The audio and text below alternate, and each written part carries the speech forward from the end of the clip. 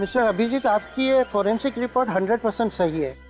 ये पेपर वनस्पति के अलग अलग भाग से बनाया है, जैसे कि फूल, पत्ते, घास और पेड़ की शाखाओं को सुखाकर बनाया गया है।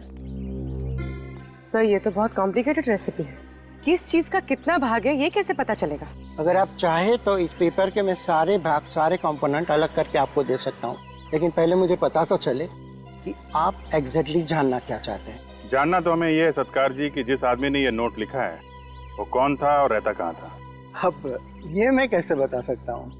ठीक है, फिर आप ये बता दीजिए, ये जो पेपर जिन फूल और पत्तों से बना है वो कहाँ पाए जाते हैं? सर, इसके लिए मुझे थोड़ा वक्त चाहिए, कुछ टेस्ट करने पड़ेंगे और टेस्ट के वक्त शायद ये नोट खराब हो सकता है। नहीं, आप उसकी चिंता मत कीजिए, इसका फॉरेंसिक एग्जामिनेशन हो चुका है।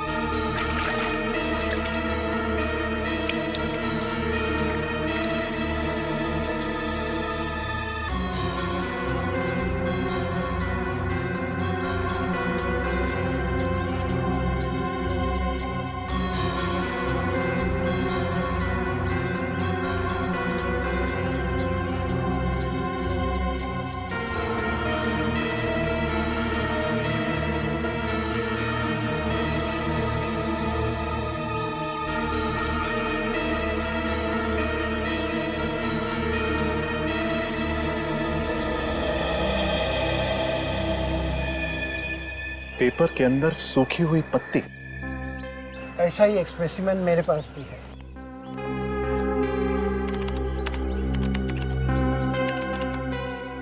ये देखिए। सर, ये दोनों पत्ते तो एक जैसे हैं। ये कैसे पता चलेगा कि ये कौन से पेड़ के हैं? ये देवदार पेड़ के पत्ते हैं। देवदार? ये देवदार तो मैदानी इलाकों में पाए नहीं जाते हैं, पहाड़ी इलाकों में मिलते हैं ना, ये हिल स्टेशन पे। जी सर, 1800 से 3000 मीटर की ऊंचाई पर ये देवदार के घने जंगल होते हैं। सर, मतलब विक्टिम बी पहाड़ी इलाकों में रहने वाला था? हिमाचल प्रदेश या उत्तराखंड का हो सकता है। विक्टिम बी ने लिखा है कि वो ऐसी जगह रहता था जिसका नाम जे से शुरू होता है। सत्कार साहब, आपका लैपटॉप यूज कर सकते हैं? जी बिल्कुल। अब देखो, सर्च करो, कोई जगह ऐसी है कि जो जे ए से शुरू होती है?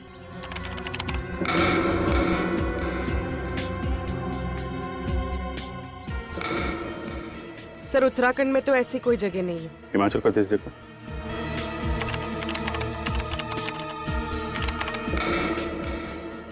सर, ये देखिए जंतवाड़ी, और ऐसी कोई जगह नहीं है जो जे ए से शुरू होती है। गुड, चलो कम से कम ये तो पता चल गया कि विक्टिम बी हिमाचल प्रदेश का है, शायद जंतवाड़ी का। किसका खून हुआ साहब जी? कोई हमारी जंतवाड़ी का था क्या?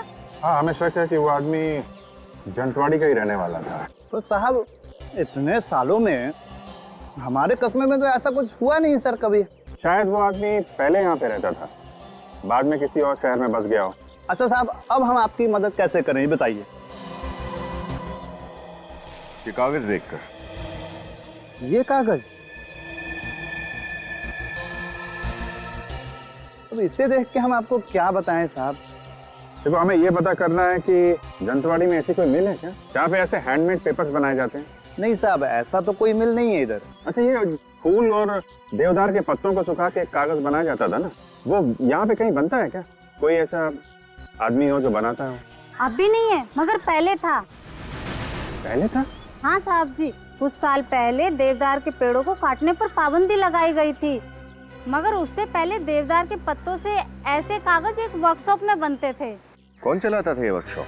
मुंगेरी लाल, माल रोड से नीचे जाके बाईं ओर। पर अब वो उस जगह पर एक प्रिंटिंग प्रेस चलाता है।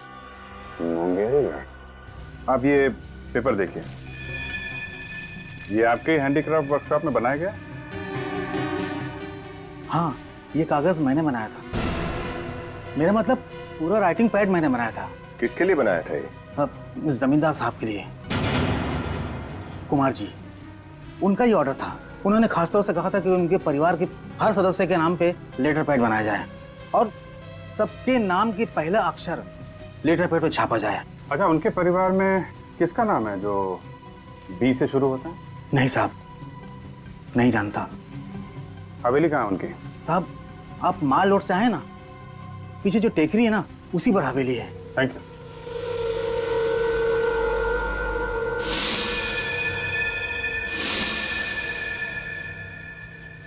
हेलो, सीआईडी के लोग आए थे यहाँ पे।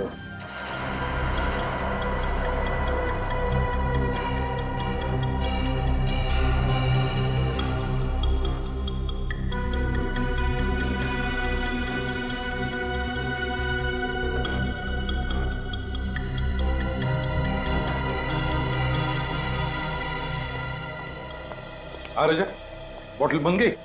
यस सर, हो गया। Wonderful, very good. सर ये बॉटल की एक तरफ किसी कंपनी का लोगो छपा हुआ है। हाँ, ये क्या? और बॉटल की दूसरी तरफ 50 एम्बॉस्ड है।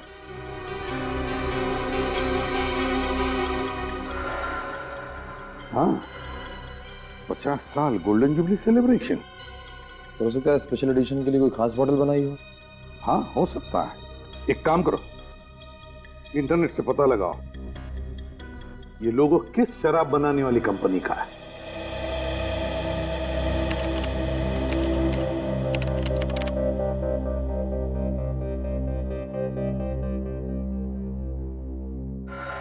सर ये ब्राजील की कोई कंपनी, और शराब भी ब्राजील की ही है। लेकिन ये बोतल और उसके अंदर की चिट्ठी मिली हिंदुस्तान में। और मौत हुई किसी हिंदुस्तानी की। पता लगाना पड़ेगा ये कौन सी हिंदुस्तानी कंपनी है जो ब्राजील की इस कंपनी से शराब आयात करती है, इंपोर्ट करती है।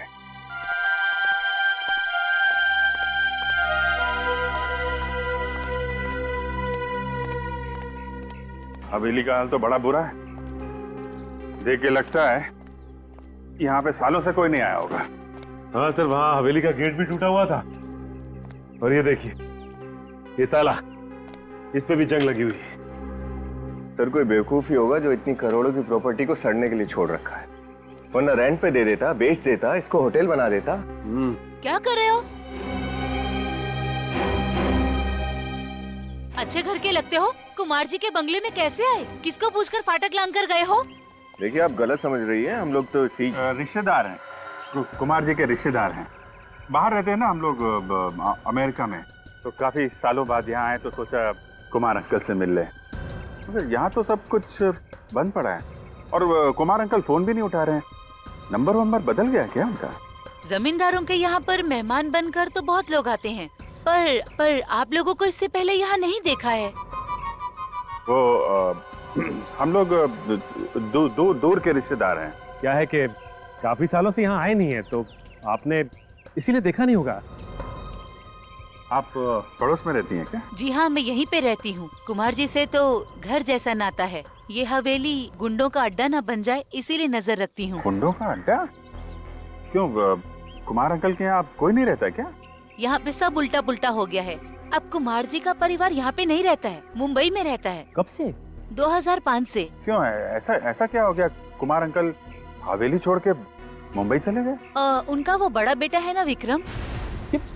विक्रम ने क्या किया? वो घर संपत्ति के झगड़े में किसी रिश्तेदार को उसने चाकू मार दिया था। ये विक्रम भी ना, बेचारे कुमार अंकल कितना परेशान हुए होंगे। तो केस वेस बन गया होगा, पुलिस केस? नहीं, ऐसा कुछ नहीं हुआ। कुमार जी ने बात को दबा दिया और रातों रात घर छोड़ के चले गए। तब से इस हवेली में कोई आता नहीं है। उनका एक बेटा था ना, वो बा नाम। कौन? बलबीर? बलबीर। ये बलबीर भी मुंबई चला गया क्या? वो अकेले यहाँ कैसे रहता? वो अपने माता पिता के साथ चला गया। आप लोग इतनी दूर से आए, कोई फायदा नहीं हुआ। मुझे भी मंदिर जाना है, अब आप लोग भी जाइए। नमस्ते। Thank you.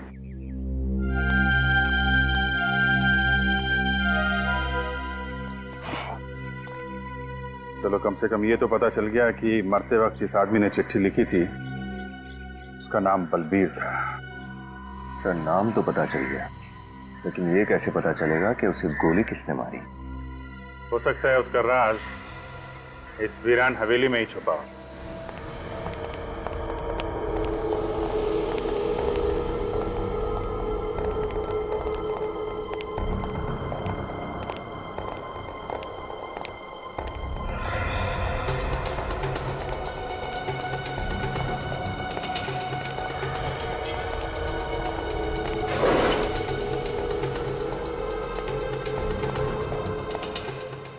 चेक करो, शायद कोई काम की चीज मिल जाए।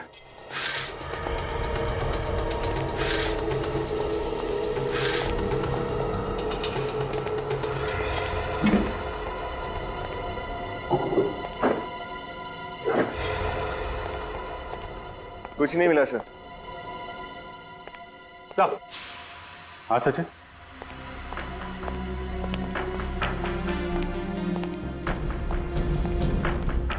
ये देखिए, बॉम्बे के कुछ नंबर, रियल स्टेट एजेंट्स। रातों रात हवेली छोड़ के भागे हैं तो मुंबई में घर तो चाहिए होगा ना? हाँ सर, तो ये लोग काफी अमीर लोग हैं। मतलब किराए के घर में तो नहीं रह रहे होंगे, कहीं ना कहीं फ्लैट खरीदा होगा या बंगलो खरीदा होगा। ये फ्लैट खरीदा या बंगलो, ये तो स्टेट एजेंट्स ही बताएंगे। विनी, ये जो बाहर औरत मिली थी ना, रजनी, उससे इस घर में रहने वालों के स्केच बनवा लो। Yes sir. ये शराब इंडिया में सिर्फ 3 कंपनियां इंपोर्ट करती है और उनमें सबसे बड़ा इंपोर्टर मैं हूं।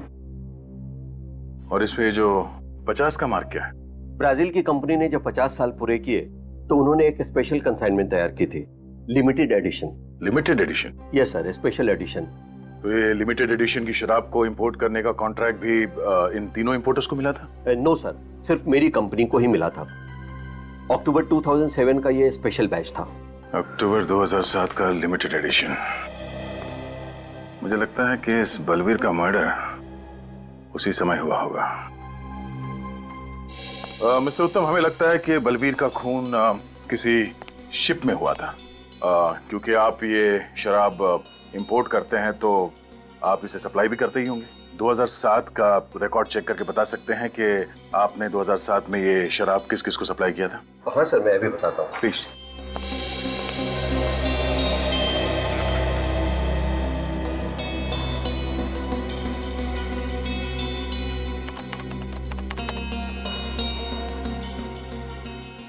मिल गया सर। अक्टूबर 2007 में ये शराब 2 क्रूज शिप पर सप्लाई की गई थी, एक जेडीयू और दूसरा डीएल क्रूज लाइन। जेडीयू पर ये कंसाइनमेंट समय पर नहीं पहुंचे सर, इसलिए कंसाइनमेंट लिए बगैर ही उससे रवाना हो गई। दूसरी शिप अक्टूबर 2007 में ये शराब डीएल क्रूज लाइन पर 60 बॉटल का कंसाइनमेंट गया था। Thank you Uttam ji, thanks a lot. My pleasure. अरे नयन सुख, अरे जल्दी कर, तू मेरा असिस्टेंट होके भी आज तक तूने मुझे कोई सुख नहीं दिया रे। ऐसा क्यों बोल रहे हैं सर? अब तक तो सीआईडी भी नहीं आई, मेरे तो हाथ पांव ढीले पड़ रहे हैं सर। कहीं आपके साथ साथ मुझे भी ना अंदर कर दे। वो बंद रख कर ढूंढ जल्दी। प्रताप जी सर। सीआईडी सर, मैंने तो सिर्फ उनको मकान दिलाया था, बाकी मैं कुछ नहीं जानता सर। नहीं, घबराने की कोई बात नहीं है। अगर आप कुमार परिवार के बारे में कुछ भी खास जानते हैं तो बताइए। हाँ सर, है ना खास बात। इस पार्टी के अलावा आज तक किसी ने भी फुल पेमेंट देके प्रॉपर्टी नहीं खरीदी। पूरा पेमेंट कैश में? हाँ मैडम, बहुत अमीर आदमी थे पर पैसों के लिए झगड़ते थे। कोई भी साथ रहना नहीं चाहता था। मुझसे कहा कि 3 मकान ले लें, वो भी कैश पेमेंट, ब्लैक मनी। सोचिए उनके पास व्हाइट मनी कितनी होगी। 3 घरों का सौदा किया आपने, वो भी ब्लैक मनी। सॉरी सर, लेकिन मैं क्या करता, कुछ पार्टियां होती हैं ऐसी हैं सर। ये कितने साल पुरानी बात है? ये जून 2005 की मैडम। जून 2005, यानी 7 साल पुरानी। हाँ मैडम। फिर भी ऐसे स्पेशल क्लाइंट्स का चेहरा तो आपको याद होगा ही। हाँ मैडम, याद है ना। सर, ये फाइल मिल गई। ये देखिए, ये उनके पासपोर्ट साइज फोटो भी हैं और उनके सिग्नेचर है इस पेपर पर। इसका मतलब हम लोग सही राह पर हैं। अच्छा, आपने कहा था कि 3 घरों का सौदा हुआ था, राइट? हाँ सर। सर, एक तो उनके पिताजी ने लिया था, मिस्टर कुमार, और दूसरा उनके बड़े बेटे मिस्टर विक्रम। और तीसरा उनका मझला बेटा अभिमन्यु ने लिया। और उनका सबसे छोटा बेटा बलबीर, उसने कोई घर नहीं खरीदा? हाँ सर, उसके पास पैसे नहीं थे, इसलिए वो घर नहीं लिया। वो अपने पिताजी के साथ ही रहता था। Thank you. सब बलबीर के पास उतने पैसे नहीं थे कि वो घर खरीद सके या कोई घर किराए पे ले। फिर उसे मारकर उसके बड़े भाइयों को क्या फायदा होता? इसका जवाब तो वो दो भाई लोग ही दे सकते हैं पूर्वी। पर सर उससे पूछेंगे कैसे? 7 साल हो चुके इस बात को, पता नहीं वह वक्त कहाँ होंगे। उन्होंने मुंबई महानगरी में घर खरीदे थे, और एक बार जो मुंबई में बस गया वो जल्दी कहीं और नहीं बस सकता। इस एड्रेस पर चल के देखते हैं, शायद वो आज भी इसी शहर में हो। डीएल क्रूज लाइनर हमारी ही कंपनी की क्रूज लाइनर थी। हाँ सर, शिप पुरानी हो गई थी, इसलिए 2009 में उसे शिप ब्रेकिंग के लिए शिपयार्ड में भेज दिया गया। और आप जिस सफर के बारे में जानना चाहते हैं वो 3 अक्टूबर 2007 में हुआ था। सर मेरा यकीन मानिए उस शिप पर कोई मर्डर नहीं हुआ था। आप हमारा यकीन कीजिए कि उस शिप में एक आदमी का मर्डर हुआ था। सर मैं यहाँ 9 साल से काम कर रहा हूँ और मेरे जहाज पर कोई मर्डर हो और मुझे पता ना हो, ऐसा तो हो नहीं सकता। 3 अक्टूबर 2007 उस जहाज में जितने भी लोग थे स्टाफ में, उनका नाम तो याद होगा ना आपको? बुलाइए उन्हें जल्दी। जी सर। सुरेश, तुम और राहुल मेरे कैबिन में आओ। पैसेंजर लिस्ट चाहिए हमें। जी सर।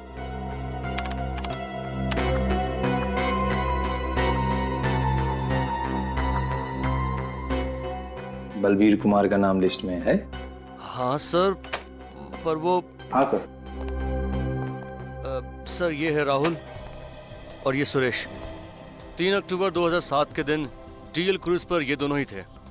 यस सर, उस जहाज के हर सफर का हिस्सा रहे हैं हम। पर प्रॉब्लम क्या है सर? प्रॉब्लम क्या है हम बताते हैं आपको। उस जहाज पे बलबीर नाम के एक पैसेंजर का खून हुआ था। खून? पर हमें तो वहां पर कोई लाश नहीं मिली सर। चलिए मान लिया कि आपको कोई लाश नहीं मिली, लेकिन एक बात तो तय है कि आपकी शिप से एक पैसेंजर गायब हुआ था।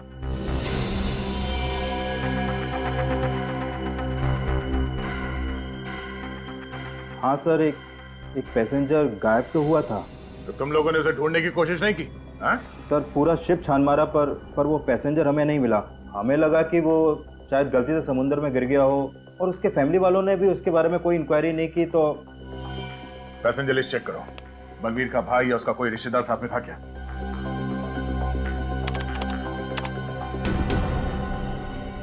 नहीं सर, वो अकेला था। इसका मतलब यही हो सकता है कि बलबीर का भाई गलत नाम से एक झूठी पहचान पर सफर कर रहा था। हमें यहाँ बुलाने की वजह क्या है? आखिर चल क्या रहा है? बलबीर की मौत का आपको कैसे पता चला? और आप लोग इतने यकीन के साथ कैसे कह सकते हैं कि वो बलबीर ही था? आप लोगों को किसने बताया? इस चिट्ठी ने। बलबीर ने आपसे खुद कहा कि वो मर चुका है? जी हाँ। मगर कैसे? मैंने कहा ना इस चिट्ठी से। इसमें बलबीर ने अपनी मौत के बारे में खुद लिखा है जब वो 3 अक्टूबर 2007 डीएल इंडिया नाम के जहाज से सफर कर रहा था। बलबीर ने लिखा है कि मेरे भाई ने मुझ पर गोली चलाई, उसे सजा दिलवाना, मेरा विश्वास तोड़ा है। उसको मिलने के लिए मैं यहाँ बहुत दूर अपने शहर ज का मतलब है जंतवाड़ी, जहां से आपके परिवार के बारे में हमें पता चला। बलबीर मर चुका है 2007 में, हमें पता ही नहीं चला। तो जब उसकी मौत के बारे में हमें पता ही नहीं है तो हम कैसे मार सकते हैं उसे? अगर बलबीर ने ही तो लिखा है ना कि उसके भाई ने उस पर गोली चलाई, और उसके भाई कौन है? आप दोनों, मिस्टर विक्रम और अभिमन्यु। डाइंग डिक्लेरेशन, एक मरते हुए आदमी का आखिरी बयान, कानून में बहुत मायने रखता है।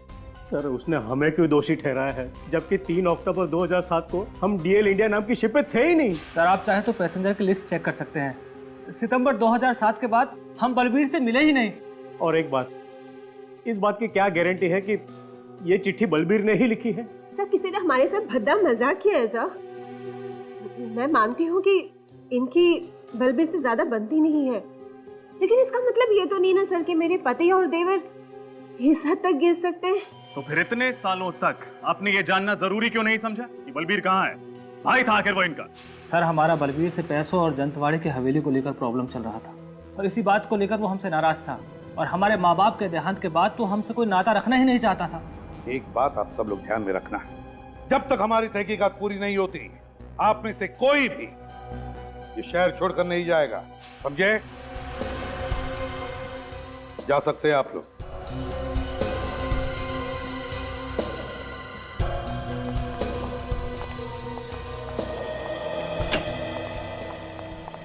सर, डीएल इंडिया से ट्रैवल कर रहे हैं सभी लोगों की डिटेल्स मिल गई है सर। बाकी लोगों को तो पता चल गया है, लेकिन एक प्रत्युषा नाम की लड़की है जो गलत नाम से ट्रैवल कर रही थी और तो और जो एड्रेस दिया था उसने वो भी गलत है सर। प्रत्युषा, तो हो सकता है ये लड़की उस भाई के साथ मिली हुई हो उस खून में, और ये भाई गलत नाम पे ट्रैवल कर रहा हो। लेकिन सर पैसेंजर लिस्ट में बाकी जितने भी यात्री हैं उनके नाम और एड्रेस मैच करते हैं। मतलब सर बलबीर के दोनों भाई सच बोल रहे थे? हाँ, बलबीर के दोनों भाई सच बोल रहे थे।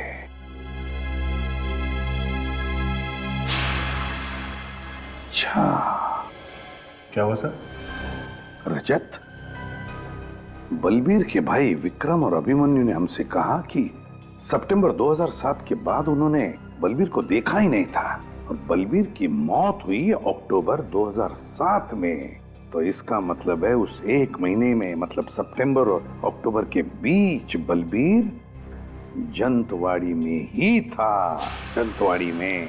सर लेकिन जंतवाड़ी के उस हवेली पर जो औरत थी उसका कहना था कि बलबीर वहां कभी आया ही नहीं, तो क्या वो औरत झूठ बोल रही है? हो सकता है बलबीर उस जंतवाड़ी की हवेली में रुका ही ना हो, जंतवाड़ी में ही किसी और जगह पे ठहरा। लेकिन सर वो ऐसा क्यों करेगा? क्योंकि बलबीर जंतवाड़ी की वो हवेली अपने नाम पर करना चाहता था और ये बात वो अपने भाइयों से छुपाना चाहता था। मगर सर ये बलबीर जंतवाड़ी में रुका कहाँ होगा? वो तो हम पता लगा ही लेंगे सचिन, पता लगा ही लेंगे, लेकिन उससे पहले ये पता लगाना चाहिए कि ये बलबीर जंतवाड़ी में किस वकील से मिला था।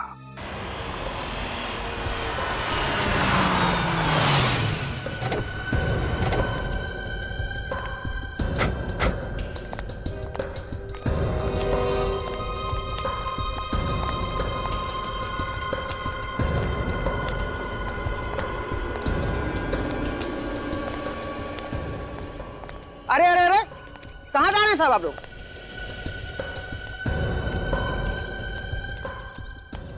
कहाँ जा रहे हैं साहब आप लोग? वो संजीव साहब से मिलना था। आप लोग कौन है? सीआईडी मुंबई। सीआईडी? आप ही लोगों से मिलने गए हो साहब? वो क्या? मगर हमने तो उनसे कहा था कि हम यहाँ घर पे आ रहे हैं उनसे मिलने के लिए। पता नहीं साहब। लेकिन हमसे मिलने कहाँ गए, कुछ तो बताया होगा तुम्हें। माल रोड गए साहब। वो मॉल रोड? मॉल रोड पे क्यों? 15 मिनट पहले एक आदमी आया था साहब, उसने बोला कि माल रोड में सीआईडी आपका इंतजार कर रही है और साहब उसी के साथ चले गए। वो समझदार आदमी किसी की बातों में कैसे आ गया? तुमने इस आदमी को पहले कभी देखा था? उसको साहब मैंने जंतवाड़ी में कई बार देखा साहब। कैसे दिखने में कैसा ही? सर वो सांवला सा और 5-5.5 फुट लंबा होगा साहब, और रंग बिरंगी टोपी पहना हुआ था और मुंह में पान चपाया हुआ था साहब। वो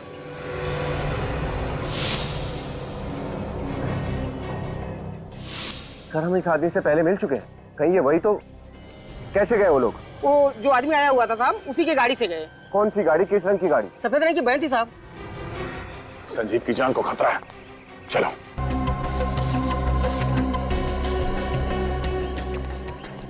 देखिए, आपने किसी ऐसे आदमी को देखा है जिसका रंग सांवला सा है, कद करीब 5-5.5 फीट इंच और सर पर रंग बिरंगी टोपी पहनता है जिस पर हाथ की कारीगरी हुई है, सांवला सा है, अक्सर पान चबाता हुआ यहीं मार्केट में घूमता रहता है और शायद उसके पास सफेद कलर की वैन है।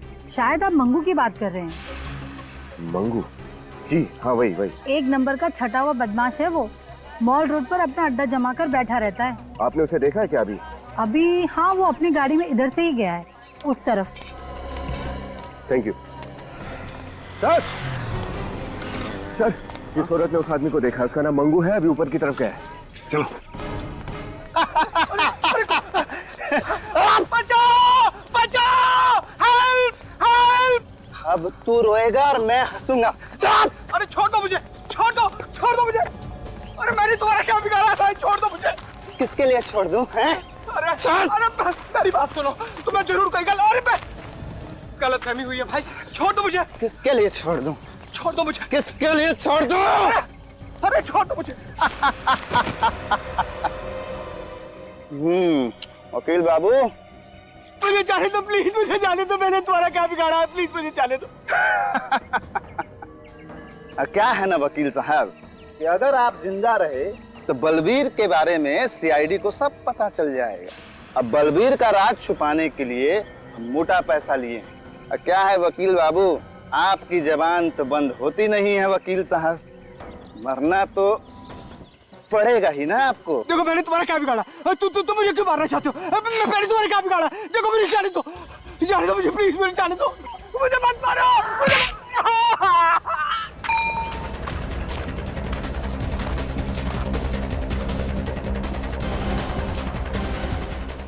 आजा। बहुत जासूसी कर ली मंगू, तेरी जगह यहाँ इस जन्नत में नहीं है, समझा? तेरी जगह कहीं और है।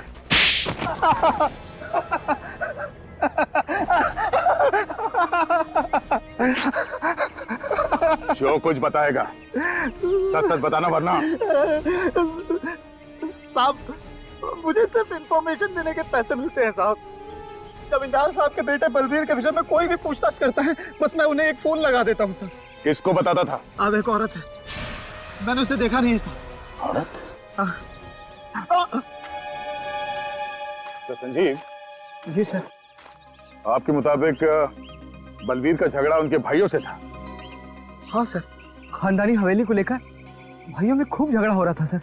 फिर बलबीर आपके पास यहाँ आया क्यों? बलबीर के माता पिता के गुजर जाने के बाद वो अपने भाइयों से छुपकर मुंबई से भाग निकला, खानदानी हवेली पर अपना अधिकार जमाने के लिए। उसे यकीन था सर कि उसके भाई आसानी से मानेंगे नहीं और उसके पेपर को कोर्ट में चैलेंज करेंगे। मगर ये औरत कौन है, बलबीर ने कभी बताया? नहीं सर। सर ये बलबीर अचानक यहाँ से भागकर मुंबई क्यों चला गया? हाँ, वो हवेली लेने आया था तो फिर यहाँ से भागा क्यों? पर हाँ सर, उस दिन जाने से पहले। सॉरी, मुझे आने में थोड़ी देर हो गई। कितनी देर लगा दी? मालूम है कोर्ट पहुंचना बहुत जरूरी है। अभी से कोई जरूरत नहीं एडवोकेट साहब। क्यों? हवेली नहीं चाहिए क्या? नहीं, हवेली तो मुझे चाहिए और हवेली मुझे ही मिलने वाली है। मुझे ही मिलेगी? हाँ, पता नहीं कैसे मेरे भाइयों को पता चल गया कि मैं जंतवाड़ी आया हूँ। आज सुबह ही भैया के घर से फोन आया था, मुझे मुंबई वापस बुलाया और कहा कि हवेली मुझे दे दी जाएगी, उन्हें कुछ नहीं चाहिए। बलबीर ने कहा कि भैया के घर से फोन था। जी। किसने फोन किया बताया? नहीं सर, नाम तो नहीं बताया। ये केस तो फिर से उलझ गया सर। किसका फोन आया था ये तो हमें पता ही नहीं, और बलबीर यहाँ से सीधा जहाज पर गया, लेकिन उसका भाई तो कभी जहाज पर गया ही नहीं। बलबीर ने चिट्ठी में यही लिखा था कि उसके भाई ने उस पर गोली चलाई। ये कैसे हो सकता है? सर उस जहाज पर वो लेडी पैसेंजर भी थी जो नकली नाम लेकर घूम रही थी, और उसका कैबिन ठीक बलबीर के कैबिन के सामने था। प्रत्यूषा, उसका नाम प्रत्यूषा है। हाँ सर, हो सकता है कि उसी औरत ने बलबीर को पटाकर उस जहाज पर बुलाया हो, लेकिन सर उस औरत को ढूंढेंगे कैसे? मैं एक जरूरी खबर लाया हूँ। खबर? कैसी खबर? हमारी शिप डीएल क्रूज पर मिस प्रत्यूषा ने 3 अक्टूबर 2007 को ट्रैवल किया था एग्जीक्यूटिव क्लास में। उन्हें लकी ड्रॉ में एक फ्री गिफ्ट कूपन मिली है हमारी नई क्रूज पर यूरोप के लिए। तो क्या मैं मिस प्रत्यूषा को पर्सनली ये फ्री गिफ्ट कूपन दे सकता हूँ? प्रत्यूषा? कौन प्रत्यूषा? देखिए, हमारे घर में इस नाम की कोई औरत नहीं रहती है, आप शायद गलत एड्रेस पे आए हैं। मिस प्रत्यूषा 91 पॉकेट ए, सतारा कॉलोनी, 7 बंगलोज, अंधेरी वेस्ट, मुंबई। बिल्कुल सही एड्रेस पे आए हैं सर। पर आपने सुना नहीं, यहाँ पर कोई प्रत्यूषा नहीं रहती है। और ये कैसी शिपिंग कंपनी है कि अपने मैनेजर को रात में किसी के घर भेजती है फ्री गिफ्ट कूपन देने के लिए? चलिए निकले यहाँ से। माया, देखिए, आप लोगों को कुछ गलतफहमी हो रही है। एड्रेस सही है, लेकिन 3 अक्टूबर 2007 को हमारे घर से डीएल क्रूज पे कोई गया ही नहीं था। और ये प्रत्यूषा नाम भी हम पहली बार ही सुन रहे हैं। तो क्या हम झूठ बोल रहे हैं? हम पवई से इतनी दूर आपको फ्री ट्रिप देने आए हैं। हमारे पास इंफॉर्मेशन बिल्कुल सही है, हमारे पास सारे पैसेंजर्स की लिस्ट है, ये देखिए। अरे आप लोग तो हाथ धोकर हमारे पीछे पड़ गए हैं। हमने कहा ना, इस नाम की कोई लेडी हमारे घर में नहीं है और हमें कोई गिफ्ट नहीं चाहिए। प्लीज चले जाइए यहाँ से। अब आप लोग यहाँ से जा रहे हैं या मैं पुलिस को बुलाऊं? ये पुलिस को बुलाने की धमकी किसे दे रहे हैं आप? पुलिस को तो अब हम बुलाएंगे। क्या जालसाजी आप लोगों ने की है। झूठे नाम और दस्तावेज जमा करके आप लोगों ने कानून तोड़ा है। क्या हमने कानून तोड़ा है? हमने झूठे दस्तावेज जमा किए थे? कैसे साबित करोगे तुम? क्या सबूत है तुम्हारे पास? फोटोग्राफ्स हैं। कौन से फोटो? वही जो शिप पर गाला नायक पर लिए गए थे। शिप के कैप्टन ने अपने यादगार के तौर पर हर एक पैसेंजर के साथ फोटो खिंचवाई थी। अरे बंद करो ये बकवास। ना ही मैंने यहाँ का एड्रेस दिया था और ना ही शिप पर कोई ऐसे गाला नाइट हुआ था, ना ही मैंने सिरे को कोई फोटोग्राफ खींचा था। तो कहाँ से दिखाएंगे आप फोटोग्राफ? हाँ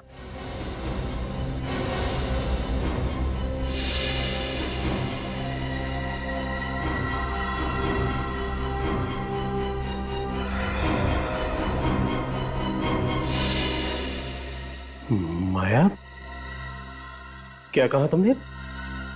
तुम्हें कैसे पता चला कि उस दिन क्रूज पर कोई गाला नाइट हुई नहीं थी और प्रत्युषा ने कोई फोटो नहीं खिंचवाई थी? क्योंकि ये उसी शिप में थी।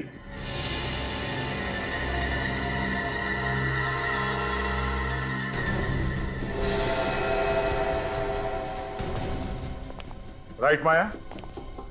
या प्रत्युषा को? हाँ? क्यों मारा बलबीर को?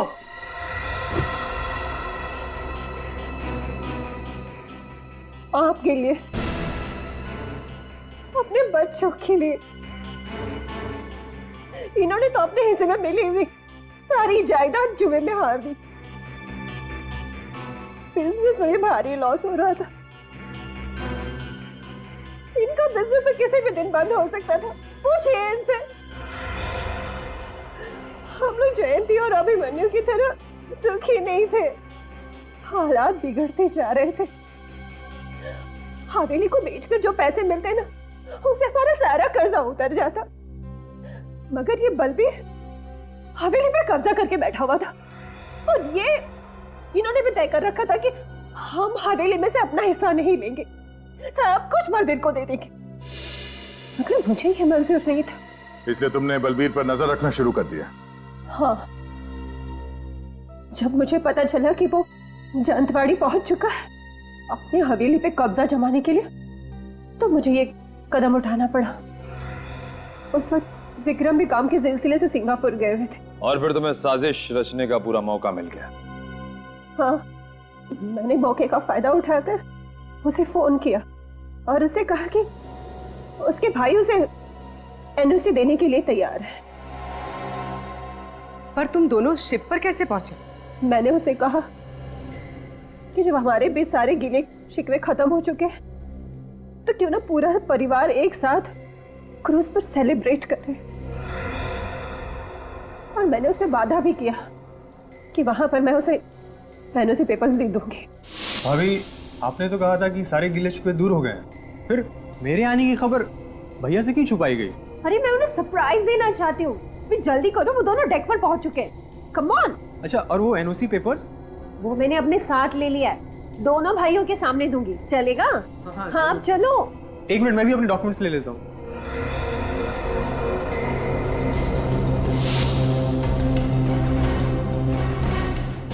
अरे ये अब क्या करी भाभी? बलबीर बेवकूफ तो था नहीं। उसे पता था कि सिर्फ विक्रम के एनओसी से कुछ नहीं होगा, इसलिए मैंने अभिमन्यु भैया का भी नाम जोड़ दिया। एनओसी और अपने भैया से मिलने की खुशी में बलबीर तुम्हारे झांसे में आ गया और तुमने उसे गोली मार दी। लेकिन बलबीर ने तो उस चिट्ठी पर लिखा था कि उसे उसके भाई ने मारा है। गोली चलाते वक्त मैंने उसे कहा था कि उसका भाई उससे नफरत करता है। तुम उसके रास्ते के कांटे हो, वो नहीं चाहते कि तुम जिंदा रहो। ये सोचो कि ये गोली मैंने ही तुम्हारा भाई चला रहा है। और ये सुन के बलबीर टूट गया, सदमा बर्दाश्त नहीं कर पाया और चिट्ठी में ये लिख दिया कि उसके भाई ने उसे गोली मारी है। बलबीर को मरे तो 5 साल हो गए, अब तक तुमने हवेली अपने नाम क्यों नहीं कराई? वो सब इनकी वजह से। कितनी बार कहा है इनसे कि भूल जाओ बलबीर को। अगर वो हवेली में इंटरेस्टेड होता तो सब कुछ छोड़ छाड़ कर नहीं जाता, पर ये है कि नहीं, वो एक दिन जरूर वापस आ जाएगा, जरूर वापस आ जाएगा। पर विक्रम को मालूम नहीं था कि बलबीर कभी वापस आने वाला नहीं था। क्योंकि तुमने उसे मार दिया। भाभी मां समान होती है और तुमने उस रिश्ते को बदनाम किया है और इस घर को भी तोड़ दिया। You are under arrest Mrs Maya.